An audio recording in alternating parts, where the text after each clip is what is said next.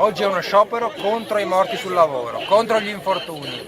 La nostra provincia è in testa ai numeri drammatici degli infortuni sul lavoro, più di 9.000 lo scorso anno, uno ogni 45 minuti. Siamo qui per dire che gli infortuni non sono neutri, ci sono delle responsabilità politiche e responsabilità datoriali, dei padroni. Noi chiediamo un cambio radicale al governo sulla normativa sui subappalti, vanno cancellati come hanno dimostrato le tragedie di Firenze e anche quella di Bologna, e chiediamo a Confindustria, che è la più grande organizzazione datoriale, di schierarsi, di dire basta al sistema dei subappalti, basta al risparmio, a questo sistema di sviluppo che si scarica tutto sui lavoratori.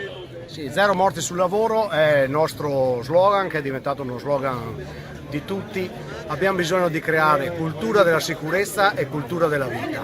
È un paese in difficoltà sotto l'aspetto degli infortuni. In Veneto l'anno scorso sono stati denunciati 70.000 infortuni sul lavoro e oltre 100 morti.